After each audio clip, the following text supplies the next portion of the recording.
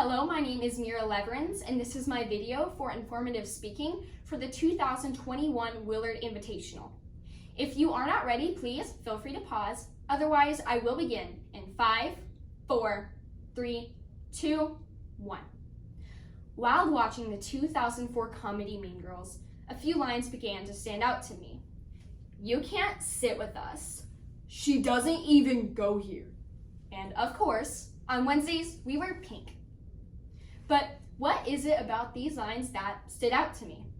Well, these lines isolate other students from the plastics, or the popular girls in Mean Girls. According to Merriam-Webster Dictionary, a cult is defined as a great devotion towards a person, idea, work, object, or movement. The plastics are devoted to pleasing the head of their clique, Regina George. They resemble cults in their great devotion towards a head figure. When a person hears the word cult, they often think of small groups of people gathered in candlelight and that only very few and elite people partake in. But according to CBS News, there are currently between 2,000 and 5,000 cults today in the US alone. Cults are all around us. And because cults can be anywhere and revolve around anyone or anything, it is important that we know the signs and makeup of them.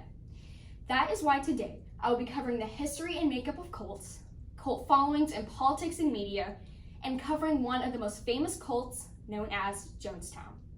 So let me recruit you into our cult, evaluate its members, and examine its effects. So first, before we start our cult, we need to know about the history and makeup of them. Cults became a topic of sociological discussion in the 1930s.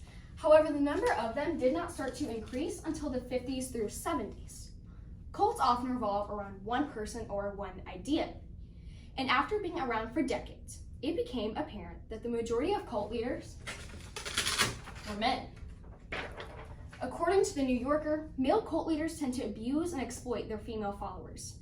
However, they dress this up as some sort of practice that must be done in order for these women to become pure, like it's a religious rite of passage. This is a dangerous way of thought, because these women may become nothing more than sexually exploited objects without even realizing it. Some denominations of religion are also close to becoming a cult. The most famous being the Church of Scientology. They believe in an idea. France actually even considers the Church of Scientology to be a cult. According to CNN, the Church of Scientology believes that each human mind is clouded by something that is keeping them from experiencing reality in its truest form. The thing that's blocking Tom Cruise from being able to experience reality is not being able to see over the counter. So now that we've gone over the history and makeup of cults, let's look at cult followings in politics and media. Though most people are not a part of an actual cult, they may be a part of a cult following. According to Collins Dictionary, a cult following is defined as a great admiration felt by a group of people for a particular film, book, movie, or band. Many pieces of media have cult followings, including movies like Scott Pilgrim vs. the World, Rocky Horror Picture Show, or even Mean Girls. For me, I would say that I'm a part of the cult following for The Princess Bride.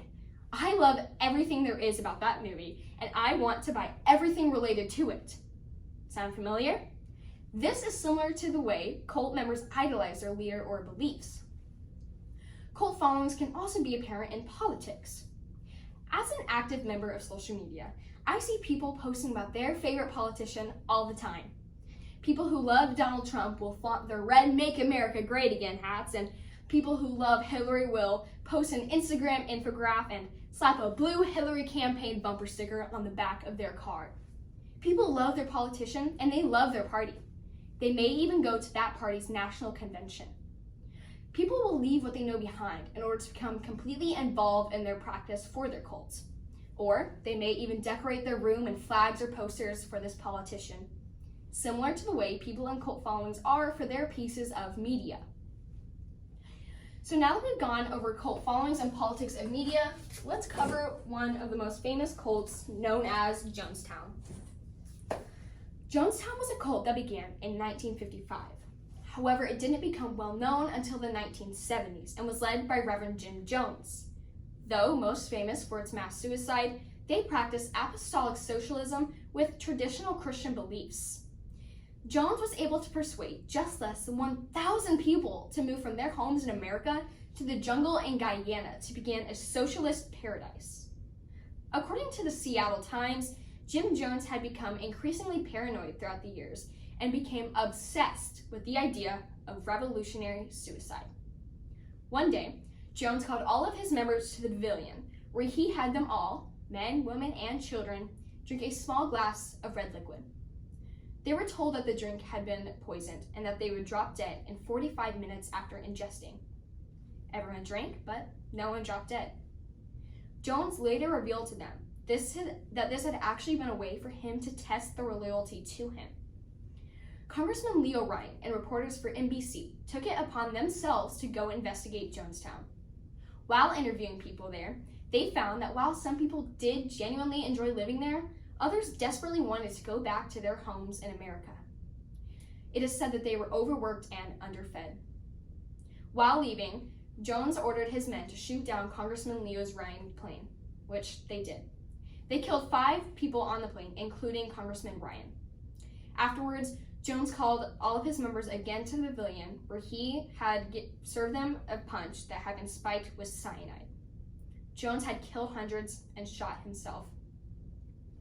According to a girl who had escaped Jonestown prior to the mass suicide, she said that it was a place that made everyone feel welcomed and like they belonged, even if it was fatal. So today, we covered the history and makeup of cults, cult followings and politics in media, and one of the most famous cults known as Jonestown. So yes, cults can be creepy, and they may be led by narcissistic leaders, but its members are usually just trying to find a place in society that they can fit in. If we allow people to feel safe and accepted about who they are, then we may see less and less people feel like they need to join these types of groups. And you may be in a friend group like the Plastics, but unless you are worshiping someone or something, it's not really a cult, even if you are forced to wear pink every Wednesday. All in all, cults are just a broad term for this. The Plastics were just trying to find a place in society that they could fit in. And while doing so, we're following Regina. Thank you.